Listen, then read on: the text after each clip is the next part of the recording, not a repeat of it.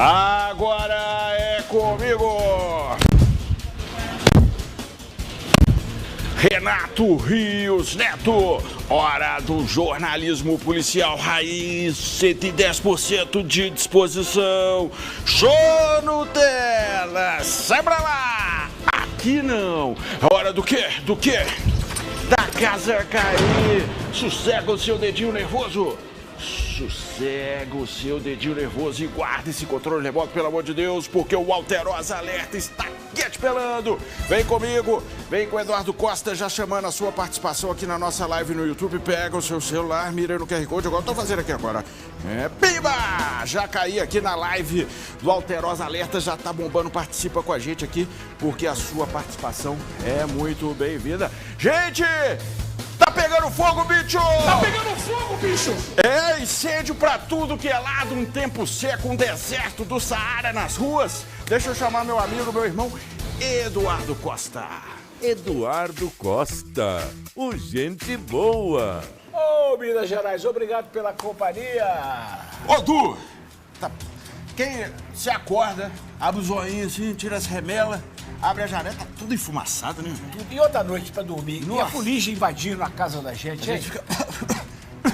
Eu olhei pra cima e falei assim, gente, ruim, tá lá, né? parece que essa fumaça tá vindo lá da banda do baleia. Fiquei preocupado com o hospital, né? Rapaz, a Serra do Curral, ali toda a região da Baleia, é impressionante, né? É do ano, né, Eduardo? É da época. é da mas época, esse sim. ano eu achei que ia ser diferente, porque deu uma chovida, né? Deu uma chuvinha em setembro, já é Beleza, 15, uma 16. chuvinha pequenininha, mas choveu. Bom, o tempo está mudando. As chamas, no caso de ontem, se dispararam rapidamente, mobilizaram equipes do Corpo de Bombeiros que hoje retomaram o combate, inclusive com o uso de avião, já que o fogo ameaça chegar ao hospital, Renato.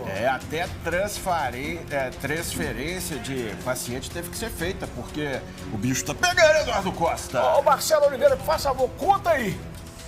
Beislane foi pega de surpresa ao saber que a consulta para a sobrinha de 1 mês havia sido cancelada. Ela viajou 750 quilômetros de Araçuaí, no norte de Minas, até o Hospital da Baleia, em BH, onde a bebê passaria por exames antes de uma cirurgia de correção de lábio leporino. Então, esperar a resposta, né? Mas assim, muito complicado, porque 750 quilômetros para poder vir para uma consulta, a prefeitura de lá nem está arcando com nada, está trazendo por conta própria, então é muito complicado, né?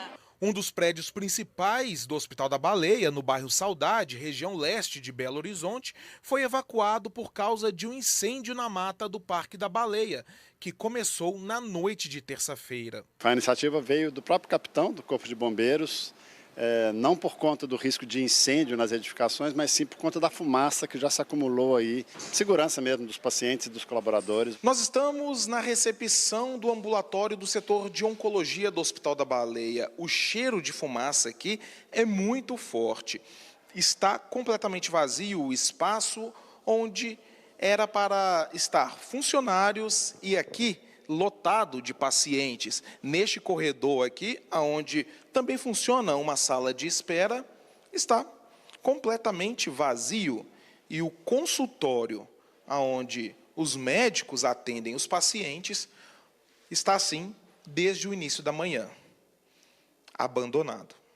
A farmácia do hospital também foi afetada pelo fechamento repentino da unidade de saúde. Esta mulher veio buscar medicamentos para o marido e também foi pega de surpresa. Esperava que ia estar assim? Não, e o medicamento do meu marido não pode ficar sem ele, entendeu? É uma injeção que ele está tomando toda semana. Várias viaturas do Corpo de Bombeiros foram deslocadas para a Baleia. 2 aviões e um helicóptero também ajudaram no combate às chamas e no rescaldo. E nós estamos distribuindo a equipe, fazendo as estratégias e os remanejamentos necessários para atuar nessas 3 linhas de fogo, para primeiramente resguardar o meio ambiente, né, para resguardar a unidade de conservação e para proteger também as edificações vizinhas e considerando também a necessidade de proteger as instalações aqui do Hospital da Baleia.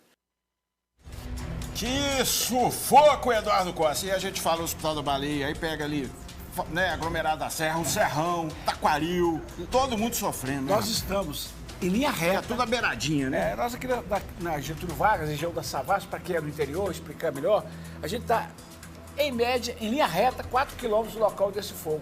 Já está super incômodo respirar. Imagina uma criança ou um idoso paciente no hospital. Então tem que tomar providência. E aí a gente pega também os moradores ali do Serrão, né? Vila Fazendinha, do Taquari, o pessoal da Zona Leste, Saudade, todo mundo no sufoco. E aquela dica que todo médico dá para essa época do ano. De dia, roupas leves. De noite, agasalho. E o tempo todo, principalmente para crianças e idosos, muita água. Muita água. E hidratar. Eu vou chamar a Etel, nós vamos chamar a Etel. Será que a Etel tá tomando aguinha? Aposto que ela tá com roupa leve para aguentar o sol. Tá, com certeza deve estar. Eu quero saber, Etel, você tá tomando a sua aguinha aí, pelo amor de Deus, né? Boa tarde, Etel Correia. Boa tarde, Renato Rios Neto. Boa tarde, Eduardo Costa e a todos que nos assistem. Pois é, não tem jeito não. Estou com o celular numa mão, o microfone na outra. Não tem jeito de tomar água, mas tomei antes de vir para cá. Agora estou assim com uma roupa mais leve, dei sorte de hoje. Estou até vestida como os bombeiros que estão combatendo desde a tarde passada esse incêndio aqui na área da Mata da Baleia. Eu vou te mostrar a situação, olha só. Muita fumaça, não sei se a câmera aí dá leitura, mas vocês vão ver que o local, a região está bastante coberta por fumaça ainda. Aqui atrás de nós dá para ver que a mata atrás bastante queimada, bastante sofrida. E aqui nessa área aberta, nesse campo aberto aqui, você pode ver 2 aeronaves que participam do combate às chamas, do combate ao incêndio, que tem pequenas reignições, né?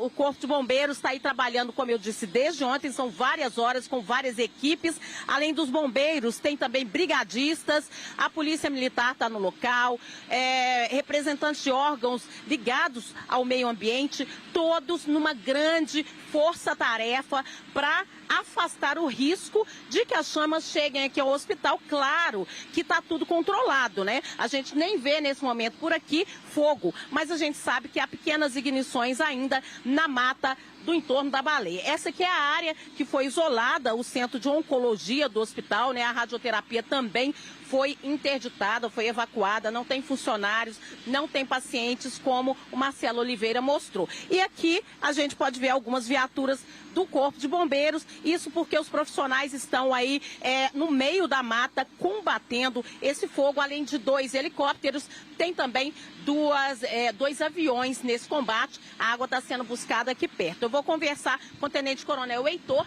que está à frente aqui desse trabalho. Tenente Coronel, boa tarde. Qual é a situação nesse momento? Seja bem-vindo aqui ao Alterosa Alerta. Boa tarde a todos.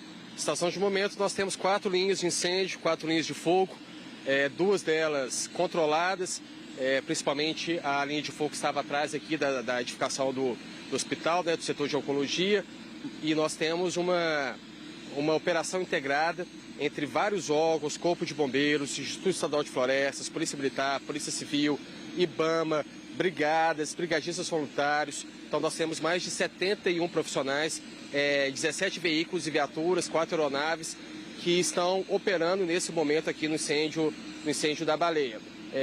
No período da tarde nós temos uma condição de temperatura um pouco mais acentuada, e é uma preocupação nossa em fazer o controle dessas linhas de fogo o mais rápido possível, principalmente utilizando o aparato aéreo que está à disposição aqui da operação. Eu percebi, a gente está sentindo aqui ainda um cheiro muito forte. O Raimundo Ferreira, quando a gente chegou, mostrou, e eu vou pedir para ele mostrar um pouquinho para o outro lado, aqui para a nossa direita, o Raimundo. Dá para ver muita fumaça aí no fundo dessa mata, né? Eu vou até caminhar para cá e chega para cá comigo, o Coronel. Olha só, tem muita fumaça ali, a gente viu até umas faíscas ali quando a gente chegou. Está tendo muita reignição, o problema é o vento. O que dificulta esse combate? O vento somente... Na data de hoje, ele já alternou a disposição algumas vezes. O que nós temos aqui e que está sendo mostrado, né, é um incêndio de copa oriundo de uma reignição de uma corrente convectiva das próprias aeronaves que passam aqui em cima. Então, nós temos, igual eu mencionei, uma condição de temperatura já chegando aos 30 graus, a previsão na parte da tarde é que passe de 30 graus, uma condição de umidade, né, abaixo também, né, de 30%. Então, todas essas condições, elas indicam, né, a eclosão de possíveis reignições e o andamento, né, agressivo aí das linhas principais de fogo. E o importante é um planejamento bem feito, essa operação integrada que todos os órgãos estão fazendo, são os recursos que estão chegando para a operação, mas devido à condição, inclusive, de relevo, de topografia acidentada que nós temos aqui nessa região de Belo Horizonte, o combate ele é um pouco mais técnico e é necessário que as equipes, além de estarem combatendo em terra, é necessário também um emprego aéreo que está sendo fornecido. A intenção é que a gente consiga proteger, né, as instalações do hospital, proteger as edificações que estão próximas aqui e proteger também o meio ambiente, porque cada metro perdido, né, pelo incêndio, ele é uma perda ambiental que nós temos que considerar, porque aqui se trata de uma unidade de proteção integral. A área queimada é muito grande já? A área queimada ela está evoluindo a partir do momento em que as linhas também estão evoluindo. Então a área queimada, prioritariamente, ela é realizada ao fim das operações para que a gente possa ter a confluência de todos os esforços agora no combate das linhas que estão ativas. Há uma preocupação aí com essa fumaça, né? É uma fumaça considerada tóxica, que pode prejudicar as pessoas que estão aí sem uso de máscara, muito próximo. Inclusive, pacientes tiveram que ser retirados, né? A fumaça oriunda dos incêndios florestais, ela é danosa, né? Ela é da nossa saúde, não só a fumaça, como a fuligem e todos os derivados, né? Ali da queima das árvores, das matas. Então, é um prejuízo social, é um prejuízo ambiental que nós temos pela perda, né, da mata, da área protegida, é um prejuízo social no que tange a paralisação, né, da unidade hospitalar, e é um prejuízo social no que tange a saúde pública, né? Todo incêndio florestal ele gera, né, essa quantidade de fumaça, essa quantidade de resíduos, né, que ficam no ar e que afetam, né, a saúde, principalmente das pessoas que estão perto. O microclima também muda, então as pessoas que moram próximas aqui, elas têm uma temperatura, né, maior do que outros locais da cidade. Isso tudo tem um prejuízo social muito grande. E a maior parte dos incêndios, eles são, na maioria absoluta, de origem humana. São incêndios antrópicos. Aqui nós trabalhamos com uma linha, né, de incêndio criminoso. Já temos alguns pontos em que a perícia administrativa do Corpo de Bombeiros ela vai ser iniciada agora na parte da tarde, e a Polícia Civil está presente para fazer também a perícia criminal, para verificar se consegue levantar, né, essa origem e principalmente, né, o causador desse incêndio, que infelizmente é um prejuízo para todo mundo. É um prejuízo ambiental, um prejuízo social, e temos que ter consciência, né, sobre os danos, né, que esses incêndios em vegetação, esses incêndios florestais causam para todos nós, e trabalharmos sempre, né, nas ações preventivas para evitar, né, que essas situações se instalem. E se instalar, há uma operação em conjunto bem feita, igual está sendo feita, né, aqui na Mata da Baleia, para conseguir debelar, né, essas linhas de fogo. E sem falar nos animais, né, que pode já ter animais mortos, né? Tem essa Mata Atlântica aqui? É uma região ecótone de transição, né? Nós temos parte de cerrado, nós temos uma vegetação, né, uma mata, principalmente nos vales, né, na região mais úmida, e com toda certeza, aqui é uma unidade de conservação, de proteção integral, não é à toa, né? Então temos esse prejuízo ambiental, então estamos aqui também, né, com a gerência da unidade de conservação, com os profissionais do Instituto Estadual de Florestas, para minimizar esses danos que nós temos aqui ao ecossistema. Tá certo, muito obrigada. Olha, Isabela e Renato e Eduardo Costa, estou aqui também com a superintendente, né, que é a Lilian Katiuska, que vai falar para a gente aí sobre como está a situação para os pacientes, né? Pacientes hoje tiveram o atendimento suspenso, né, aqui na questão da oncologia. Como é que fica a situação deles agora? Boa tarde. Boa tarde. Os pacientes oncológicos, eles são tratados aqui no prédio Antônio Mourão. Esses pacientes foram deslocados para outra unidade aqui da Fundação Benjamin Guimarães, que é o prédio Maria Ambrosina. Todas as consultas dos pacientes oncológicos, primeira consulta, as consultas de retorno de quimioterapia foram mantidas. As quimioterapias foram reagendadas para amanhã, de forma que os nossos pacientes sejam minimamente impactados por essa tragédia que acontece aqui no entorno da instituição. Quantas pessoas precisaram ser removidas aqui, né?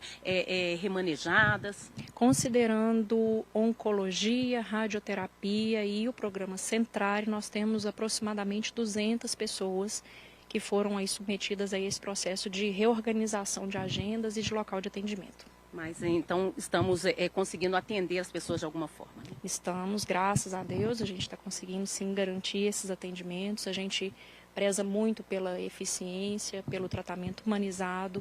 A gente entende que são pacientes em situação delicada e esses pacientes merecem o melhor que a Fundação pode oferecer. Muito obrigada. Olha, então é isso, Eduardo. A situação sob controle, embora a gente veja que ainda há uma necessidade de muita movimentação para que tudo volte ao normal. A gente espera que os pacientes não sofram, né, com esses prejuízos. A superintendente informando que todos vão receber o atendimento. Eu volto com vocês. É uma batalha, né, Eduardo? A gente vê que até o coronel tá lá, ou seja, é realmente os bombeiros, né, empenhados com toda a sua força, né? Mas os bombeiros atacam a consequência. Nós precisamos falar da causa. Gente, Renato, nós aprendemos, ainda menino, que existe uma diferença de gasto e investimento. Se você faz compra um carro de R$1 milhão, sem estar podendo direito, você está fazendo um gasto. Se você paga uma faculdade para sua filha, você está fazendo um investimento. Ô, gente, será que as nossas autoridades ainda não captaram, ainda não compreenderam ao longo das décadas que investiram dinheiro com um sistema de abafar o incêndio nessa região mais carente e mais especial da cidade não é gasto, é investimento? Esse incêndio de ontem está afetando duas regiões.